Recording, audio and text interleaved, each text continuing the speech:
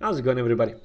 So, reaction time is a big topic in our community. No matter what platform you play on, no matter what level you play at, everyone has at least mentioned it once.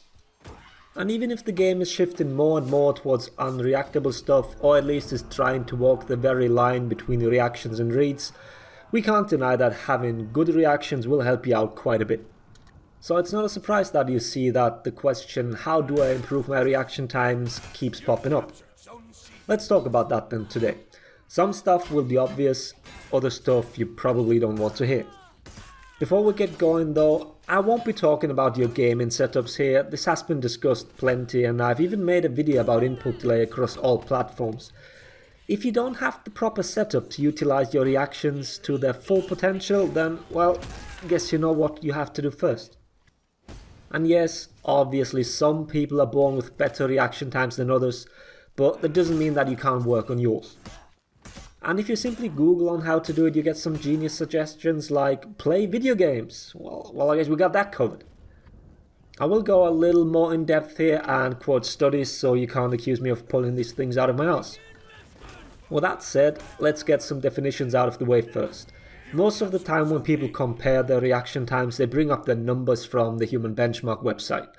I'll link to that in the description, so feel free to test it out and share your stats too. This test only covers simple reaction time. It measures your visual reaction to a single known stimulus. You know that the screen is about to turn green, and that's when you have to click. Obviously, this is only partially applicable to For Honor, as our game mostly requires choice reactions. Even blocking with its 3 directions is a choice reaction. So if people throw around numbers of their alleged reaction time, always keep in mind which one they're referring to. Okay, so first thing you can work on for better reaction times: your sleep schedule. Sleep deprivation can lead to a significant change in your reaction time. Studies on college student athletes have shown that even a single night without sleep has quite the impact. And now imagine your ass always staying up late, not getting enough sleep for weeks, and then of course this has an impact on it.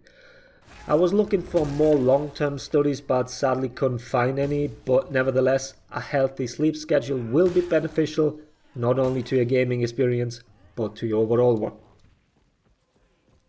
Next one, hydration. There's a reason for this HydroBot in Twitch chat and tons of apps reminding people to actually drink enough water, and this also carries over to your reaction time. Once again, let me quote a study.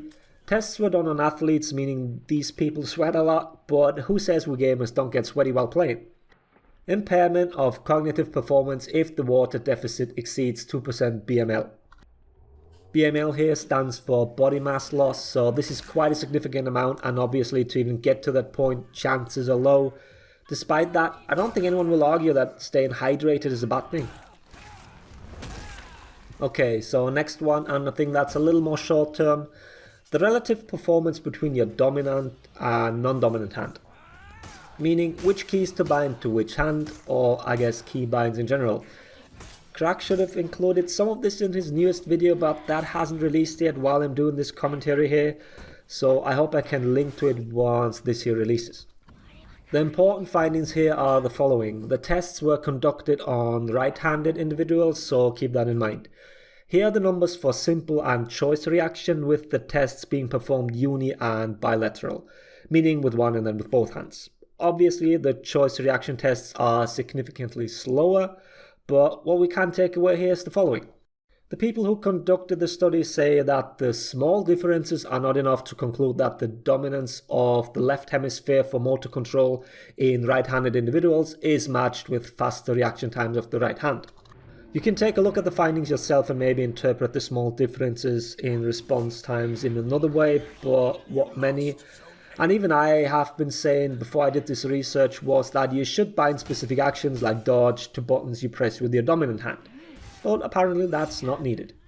So this is not so much a tip on how to increase your reaction times, but more a thing that you can overlook when someone is trying to give you advice. As long as you don't have to move your fingers to reach a key, it really doesn't matter what hand you press it with. Next one, and probably everyone's favorite, physical activity. Yes, you heard right, I want you to get over your lazy ass in exercise. Study was conducted among 120 medical students, both male and female, from the age of 18 to 20. And as you can see here, students with a sedentary lifestyle had a slower visual reaction time by almost 15 milliseconds. And everyone that watches my videos should know by now, and I've mentioned it in the intro as well, fauna is walking a thin line in terms of reactability. These 15 milliseconds can make a difference whether you get hit by that 400 millisecond light or if you get a light parry punish. The study did not specify which kind of exercise, but you can find the weirdest suggestions of what exercises to do when googling it. I couldn't find any studies that actually compared whether running zigzag on a rocky field is better than playing volleyball or whatever these weird articles suggest.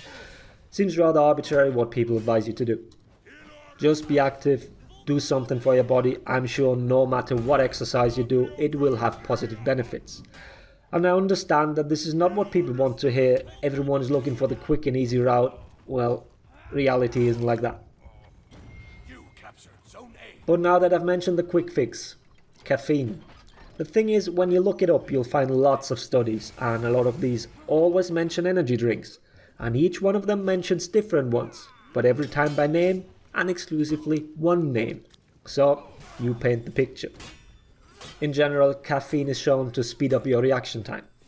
I was hesitant to mention any substance with that effect because some smartass will mention other things in the comments, and well, I guess you know what I'm getting at, so don't do it.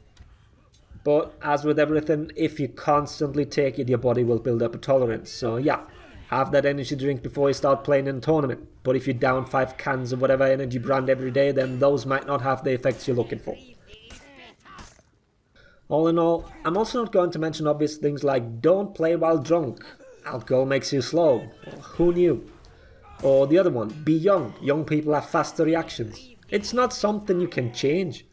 I'm a boomer according to my Discord, and I'm doing alright in regards to my reaction time, I'd say. To sum it up, if you want to have better reactions, try and be a better human. As cheesy as that might sound, be healthy and be a better gamer. It might not be easy, it might not be fun all the time, but I'm sure the benefits far outweigh the negatives. And that's it. I hope the video was helpful. Thanks for watching. Laters everybody.